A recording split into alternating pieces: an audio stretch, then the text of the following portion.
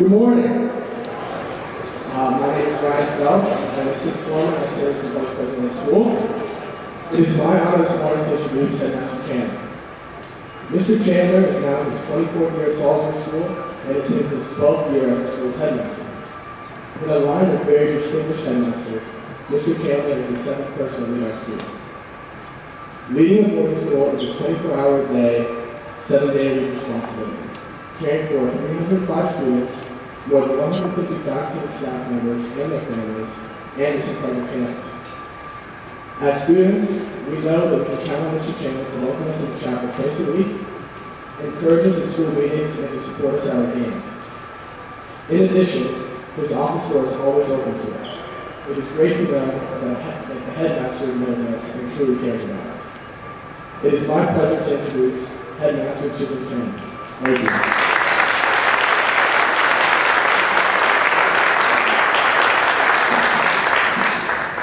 Thank you, Ryan. Thank you, Ryan. I applaud those of you who are sitting in the front row. Usually no one ever takes the front row. It's like church. Everybody wants to sit in the back for a quick escape. So I don't want to go on too long today. I have some remarks that I'd like to share with you. But more than anything else, I'd like to have a conversation. But I wanted to start off by saying thank you to all of you for being here, whether you're an alumnus, a spouse, whether you're a parent or a grandparent or a sibling. Your presence today is meaningful and adds to the celebration of this weekend. Fortunately, the weather gods have blessed us, which is terrific. For those of you who live in New England and nearby Salisbury, this was not the easiest winter to endure. So the word I was trying to find for a school meeting, I couldn't remember the word I was using. We meet outside for school meeting on every Wednesday and Saturday, unless it's reckless. If it's reckless, we don't meet outside. We meet in the dining room. But if you meet in the dining room and you drag all the salt and the sand, and Tony has to clean up, so we try and meet outside unless it is indeed reckless. We have lots going on today. Following my talk, the gospel choir is going to speak or sing, and then Lucas Watson, a member of the class of 1990, is going to give our leadership convocation, going to lead our leadership convocation, and I'm really looking forward to that. We have a wonderful lunch. There are a bunch of activities this afternoon, lots of games, lots going on, and I hope you take advantage of as much as you possibly can. It's not often that you're back, and we're so happy to have you, and I hope you have a wonderful, wonderful 2 days. I know for many alumni, and for those of you who were joining us yesterday, talking about architecture and the transformation of this campus, I know for many alumni, this place looks a little different. And not only have the buildings changed somewhat, but the faces have too. However, one of the things I wanted to make sure that you heard from me was that while the faces may change and the architecture may change, the school that you remember from the 40s and the 50s and the 60s and the 70s and 80s and 90s remains very similar. Again, the buildings may have changed a little bit. Some of the faces are new. Many of the faces for some of you are new, all of them. But we are, at our core, we are the school that you remember. We're a little bigger, 300 students. Someone was saying last night that he remembers the school of 75 back in the 40s. So we're a little bigger, but we remain a school for boys, which I think is, in this day and age, given the research and the data that is being produced on a daily basis, really meaningful. Our program is geared solely to the education of boys. Our faculty teach boys and study how boys learn and how they learn best. And we're a small school. I still believe that a school of 300 kids can be categorized as a small school. And Ryan just mentioned in his speech, one of the things that I look forward to every week is standing on the steps of the chapel on Tuesday mornings and Friday mornings just before 8 o'clock and shaking the hands of each boy who enters the chapel for our morning service and calling him by name and ask him how he did on a test, or tell him that I thought he played a great game the Saturday before, or did he call his mother on her birthday, or whatever. But all the research today says that boys are relational learners. They crave connection, and they crave partnership with their teachers. And if those connections are strong, they will do whatever is asked. And if those connections aren't strong, they won't. So I make it a point to know every boy in school and to be able to shake his hand and look him in the eye and call him by name. And that's a moment of bonding for me and the students here. And it's important to me, and I think Ryan would tell you that it's important to him. We also are a school that maintains our tradition, our Episcopal tradition. And I'm going to talk a little bit about this later. As you all know, we were founded by an Episcopal minister in 1901 and have a rich Episcopal heritage. In this day and age, however, we have students from all over the world and all over the country and from all kinds of different religious backgrounds. And so our focus today is more on spirituality and encouraging each boy to recognize what he believes in and to get him to reflect on what he believes in and to experience what it means to be spiritual. And again, I will talk about that later, but I'll make a big statement that the chapel remains a absolutely quintessential part of our school. For parents who are here, and I know I see a lot of parents in the crowd, I've always said this, and I probably said this to you when you were here visiting for the first time, or maybe when you were trying to decide whether Salisbury was the right place for your son. It is incredibly meaningful for you to participate in your son's life here. I know it's a huge emotional investment to allow your son to go away to school and to be far from home.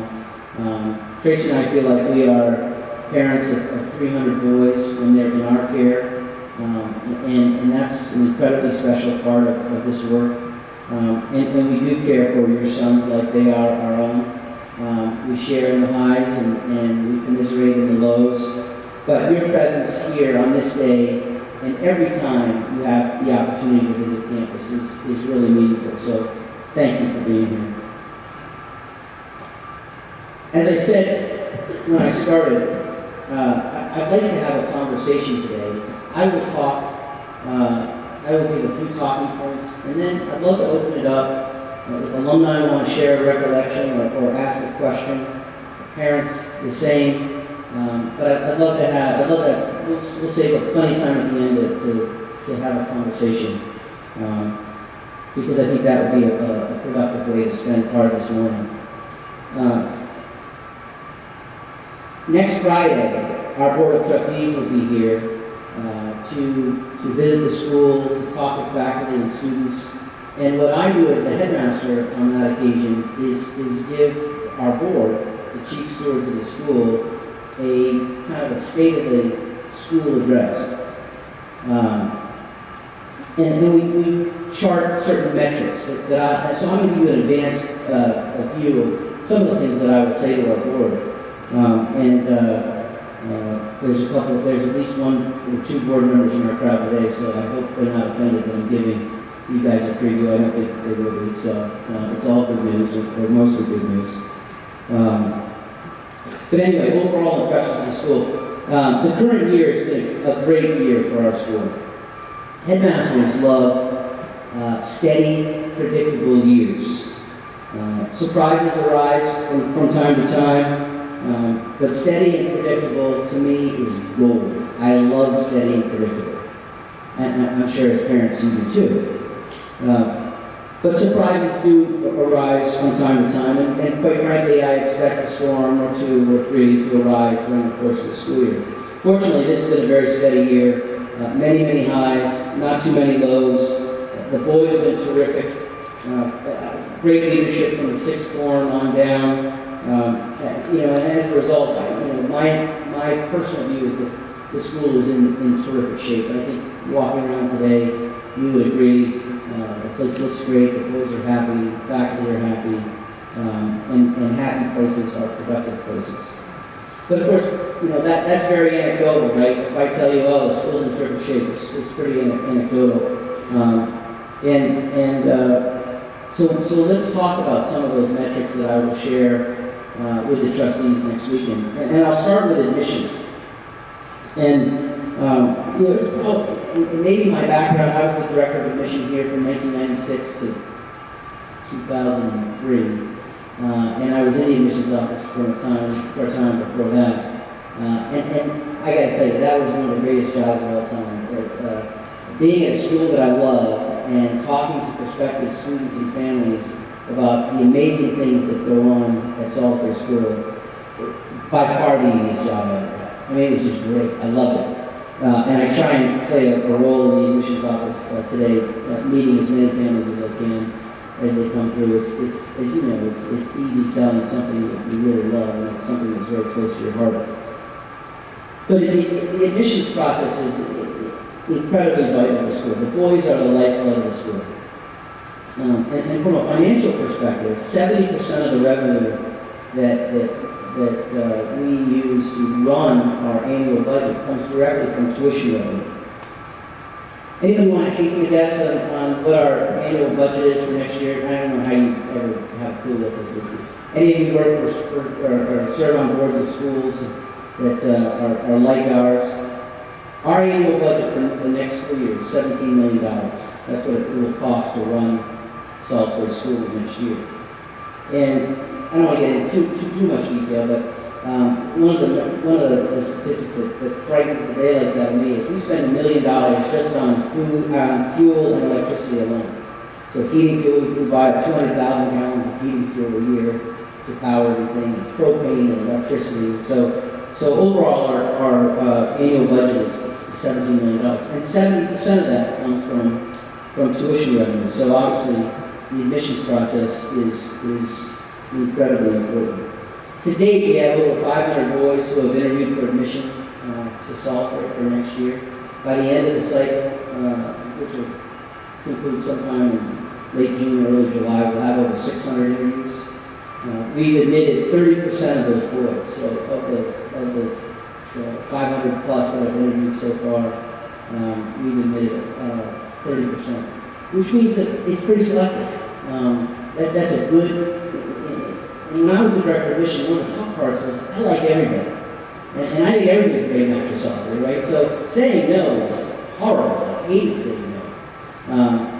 But when you're talking about selectivity and your applicant pool and the size of your applicant pool, 30% is a good statistic for us. It means we're selective, we've got plenty of boys who are the right match for Salisbury, and we can be selective. On top of that, a very important statistic is yield. So how many of the boys that you admit in a given year choose your school? And our yield this year thus far is about 57%, which is a great statistic. More than half the boys that we have admitted have chosen to come to Salisbury, which is I think a great statement about our admissions process. It may also be a statement about that parents and students have done the right research going into this process and know what they're looking for. So that speaks well of the school. At this point, we filled all the spaces that will be vacated by graduating seniors, like my friend Mr. Phelps, who's off at Hamilton College next year and has done very well here at Salisbury. But my takeaway on the admissions process is boys' schools, especially Salisbury, continue to gain popularity. A huge percentage of our our prospective applicants are looking just at boys' schools, which is interesting. And I think that goes back to what I was saying before about the research that's coming out about how boys learn, especially in early adolescence, and how differently the learning styles are between boys and girls. Student attrition is an important statistic that I always share with the Board of Trustees. And to me, this is kind of a customer satisfaction metric. So student attrition is if a boy is at Salisbury School and chooses to leave for any reason, why is he leaving? And over the last 5 years, our statistic is just under 5%. So just under 5% of our boys feel it's the wrong match for any number of reasons. And no one has a zero attrition rate, right? and that includes boys who have run amok of our rules, which happens from time to time, although it's not something that I find fun or interesting at all. In fact, those are some of the most difficult moments of my job. But I'm really pleased with our student attrition / retention rate. The NAIS, the National Association of Independent Schools, would say that anything below 10% is ideal. So to be half of that, at below 5%, is really good. And I'm proud of that for our school. So my analysis at that point would be that I think we do an excellent job taking care of our boys. As I said a few moments ago, our calling card at Salisbury is that we treat our boys like our sons. And yet I think because we're ultimately not their parents, we're able to reach them in a different way than their parents are. For instance, invariably I get a phone call. Mr. Chandler, I've talked to my son so many times about this, but I know he isn't listening. But I know he would listen to you, so can you have this conversation with him? In fact, on my way down, I was whispering in the boys' ear about one of those very conversations about next year and courses he's going to take. And so, that's the Salisbury promise. We treat our boys like our sons. And I think that makes for an incredibly meaningful educational experience. On the college front, I know many of you parents have spent some time with either Bobby Wynn or one of our college advisors today, and we're having a terrific year in the college office. I will tell you that in the school business, there's not a more dynamic or more ever-changing part of the school business than college admissions. Early admissions and the numbers of colleges that now admit boys at the beginning of their senior year, and this is something I'm going to talk about later in terms of threats and challenges that we face. How do we address that? When I arrived here in 1991, we had 2 part-time college advisors. They taught 3 classes. Steve Rogers and Jim Bates taught history and philosophy of religion, and they spent their part of their time advising kids in college. Before them, it was Rob and me, one guy for the entire class. In 2015, we have 5 college advisors and a full-time assistant. And not everyone is full-time in that office, some teach, but 5 college advisors for a class of 95 kids. We can really drill down and focus on a very manageable group of boys to advise in that college process. As a result, 75% of boys in the senior class this year are going to their first choice. 90% are going to one of their first 2 choices. Part of that is because of early decision. You target where you want to go, you're in, hopefully, and you go from there. One of the things that we've focused on really over the last 10 years is having our college advisors, and I joined them, frankly, as well, traveling to our most popular schools and cultivating relationships with college admissions officers. Because at crunch time, when we have a student who's kind of halfway between the admit pile and the deny pile, if we have a relationship with that college advisor, we can trade on that relationship. So as an aside, one of the great things about this building is that the lights are all activated by action. So if we all do this, the lights will probably come back on. Maybe they won't, but the other nice thing about this building is you really don't need the lights, right? There's so much glass. There we go.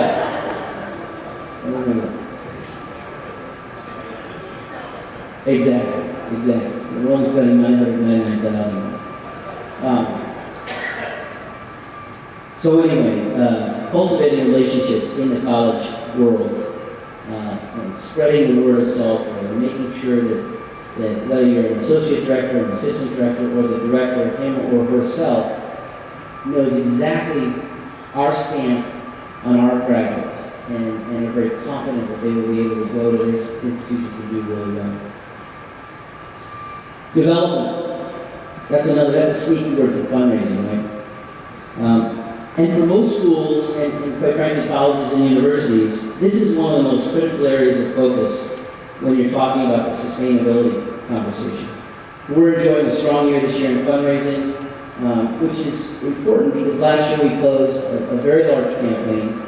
And for most schools or colleges and universities, the year after you close a campaign, sometimes your donor base is exhausted, from giving to your school, and so you expect a little downtrend.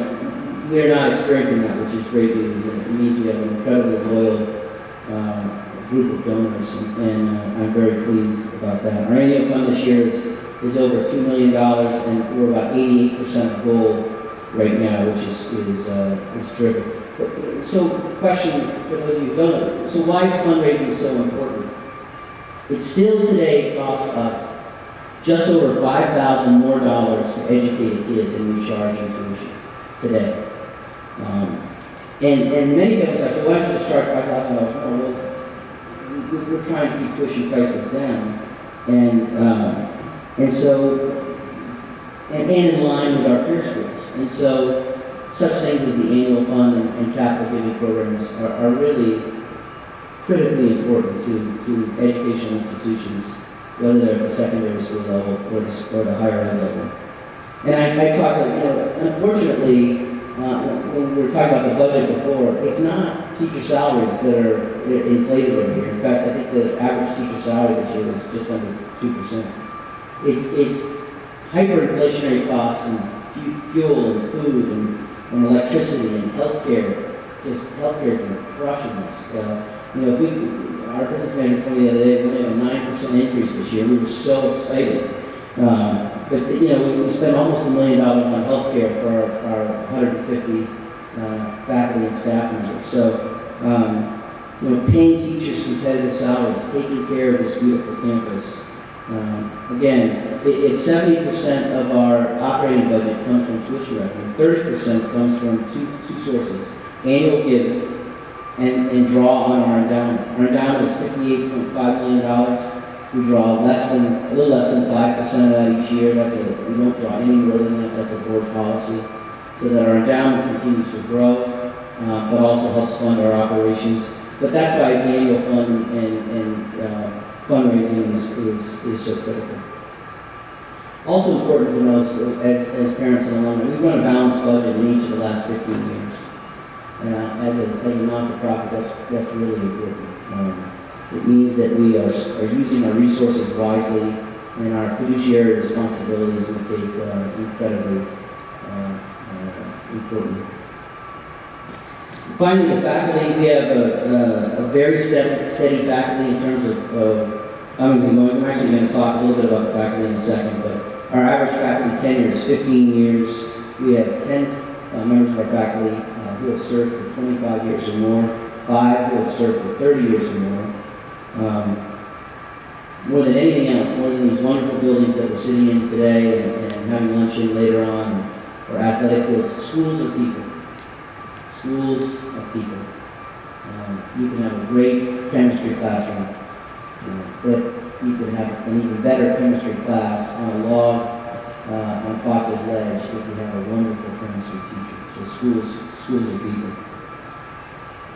So those are a couple of metrics that I will share with our board. Now I'd like to just share with you a couple of what I would call challenges, in business lingo maybe threats, but really kind of challenges that we face. And the first one I've already talked about, which is institutional sustainability, or something in the education world that we call intergenerational equity.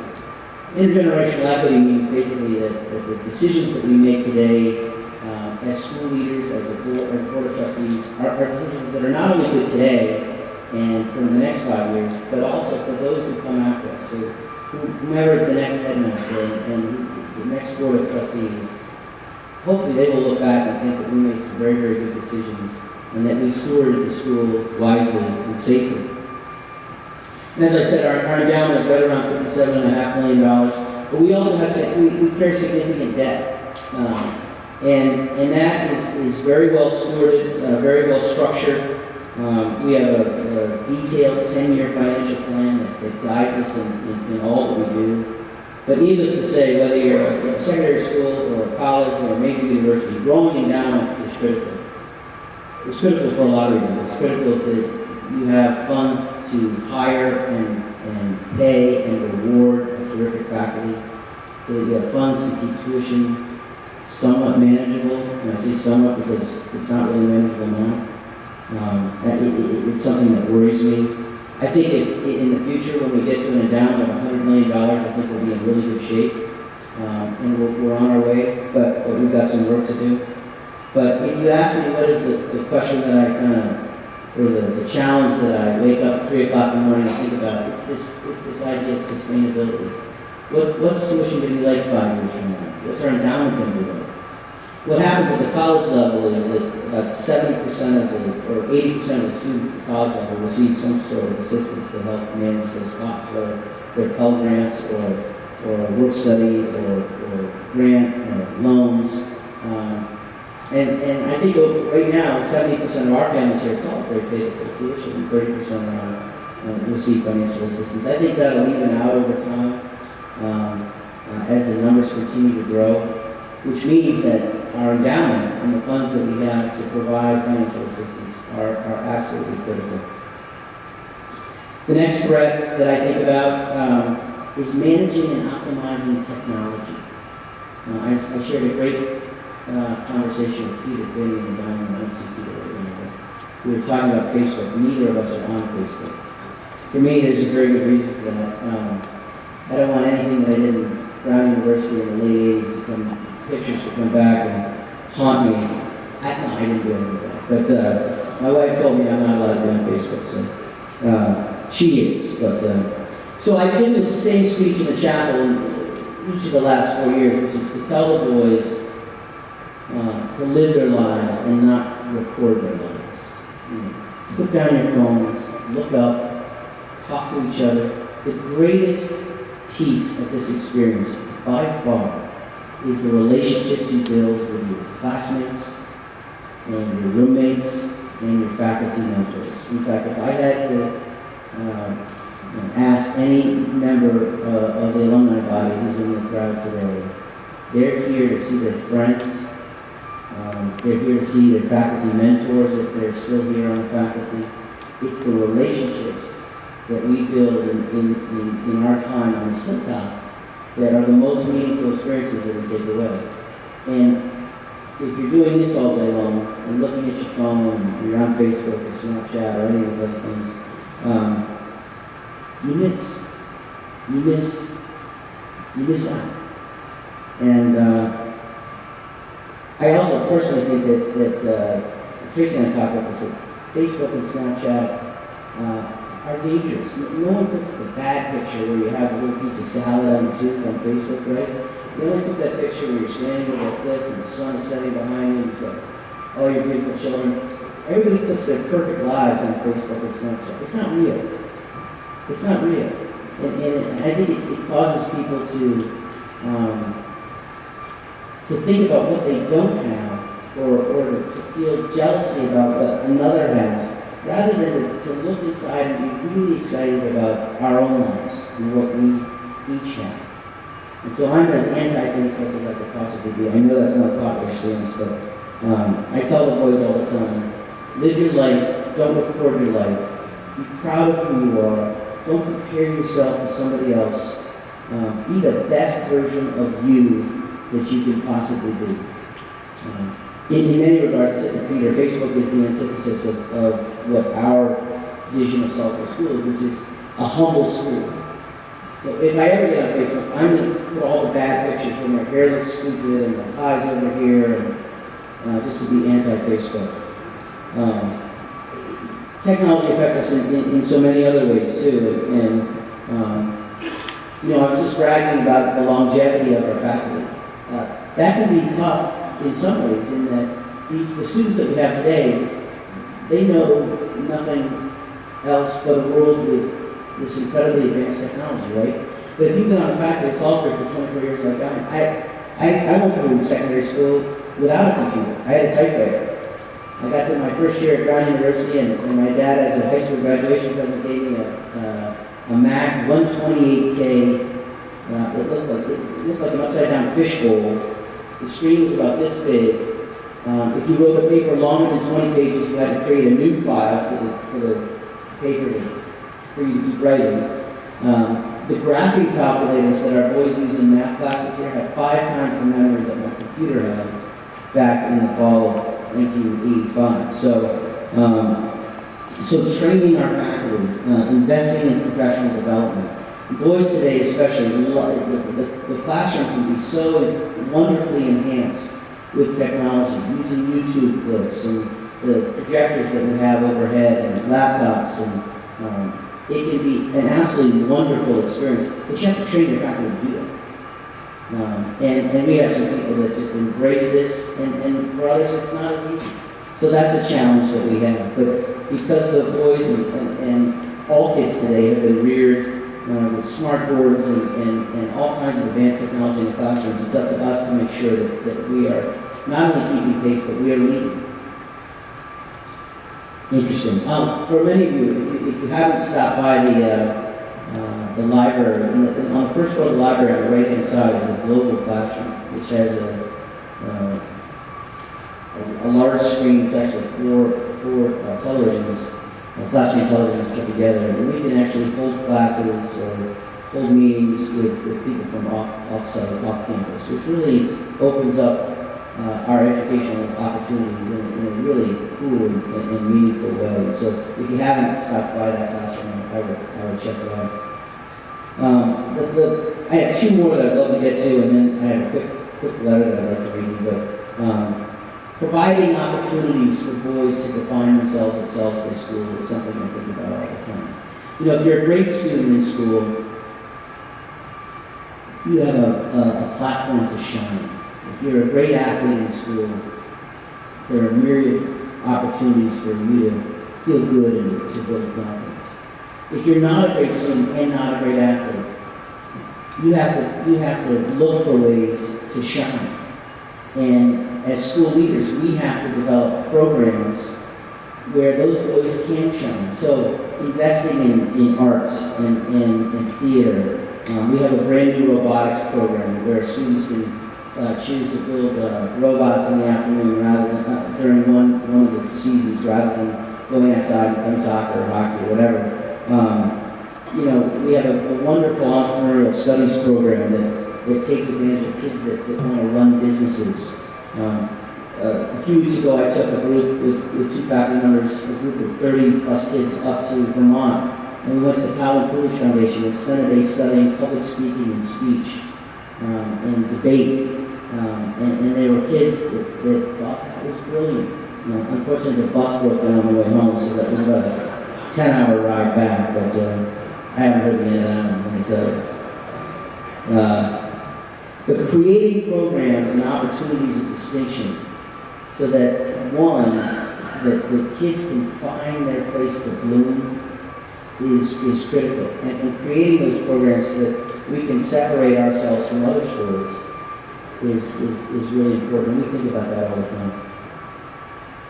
I mentioned the college office, or the college process. This is one where I really am kind of tearing my hair out. The fact that you can apply to college now before your senior year, the fact that colleges are giving athletic commitments to boys in the 9th and the 10th and the 11th grade year, I think is a travesty. And what it's doing is basically rendering at least the senior year almost inconsequential, which should be an incredible year of growth and opportunity for kids. But if you know where you're going before the senior year even begins, what's the incentive to work there? And it's troubling, and it's a conversation that's ongoing.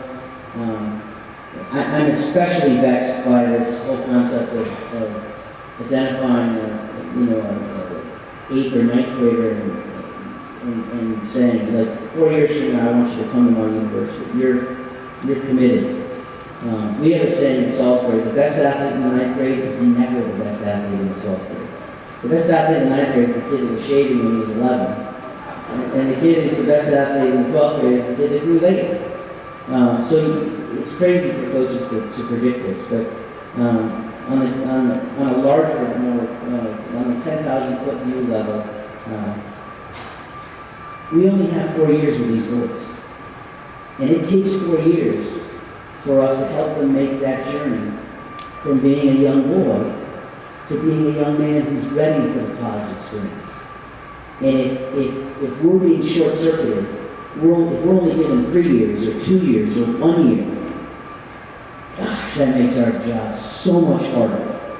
And it, quite frankly, it cheats the kid. It cheats the boy. And I think that's really too bad. So we're working on that. The final thing I'd like to say, and I talked about the chapel earlier, there's not a more important classroom on this campus than the chapel. And the opportunity to be together in that chapel twice a week, on Tuesdays and Friday mornings for 30, 45 minutes, to sing, to reflect, to look out that window in the front of the chapel and look over the Taconic Mountain Range on a sunny day, to be lifted up by the voices of others. It's magic. And so many schools have gotten away from their chapel programs. And a lot of independent schools like Salisbury, the chapel, old chapels have become recital halls for music. And schools have gotten away from practicing those age-old traditions. We're not banging our kids on over the head with religion these days, but we are asking them to examine what it means to be spiritual. And we're giving them time to reflect and to feel the peace of the morning. Interestingly, I know in my heart that our chapel program has never been in better hands than it is today with Kurt Paul, who's a graduate of the class in 1980, or 1990. Oh my God, please hear yourself say. 1990. But we went a little bit off agenda when we hired Kurt, because Kurt's actually a Presbyterian minister by trade, by degree. And he said, geez, Salisbury's an Episcopal school, right? Why would you hire a Presbyterian minister? And I said, can you get the boys to think about being spiritual? Can you get the boys to understand what this is all about? And granted, back when this grade class in 1965 was sitting in front of me, I imagine that the vast majority of you guys were Episcopalian and were from the United States. Now we've got an enrollment for kids from all over the world, from all kinds of religious backgrounds. And so the common denominator, in my opinion, has to be what it means to be spiritual. But the truth is that so many of our students, I would say the majority of our students, come to school without any kind of religious upbringing today. And so there's a common theme in the independent school world that schools are the new church. Schools are the places where important core values are taught. Because if they're not going to church, if they are going to school, then it's incumbent upon us to teach those core values. And I think the chapel program lets us do that in a way that is so unique and so special and so meaningful. But the challenge is to get the kids to understand that and to buy in. Because again, for many of them, they have no religious experience at all. They haven't really thought about what it means to be spiritual. So that remains a really key focus, and certainly on my own agenda, unbelievably important. I'm going to close, and then I'll open up for questions or comments. I'd love to read a letter that I recently got. I think it speaks to the Salisbury experience. It's from a parent whose son graduated last year. I must say that I'm very sad to see Alex's time and mine at Salisbury coming to an end. It is a place that he has come to feel safe, nurtured, inspired, and challenged. He has gained not only new friends, but a new family he is proud to call his own. Salisbury is where he learned to overcome disappointment, share success, and learn sometimes that there is a greater good beyond himself. He learned that mistakes don't define who you are, but give you an opportunity to look inside oneself, to take responsibility, and to grow. He has learned not only to have friends, but to be a friend, a good friend. He also brings away with him that it is not what you have or what you don't have that will define you, but who you are inside. I remember when Chisholm told us on orientation day a few years back that we bring in boys and they are returned young men. No truer statement could have ever been said. The proverbial gentleman scholar has become a reality. I will forever hold Salisbury close to my heart. In fact, it has become a piece of my heart. Those kind of letters make my day. And affirm for me that what we're doing, and I mean we, 160 faculty and staff members are doing each day on this campus is great work. So, thank you for listening.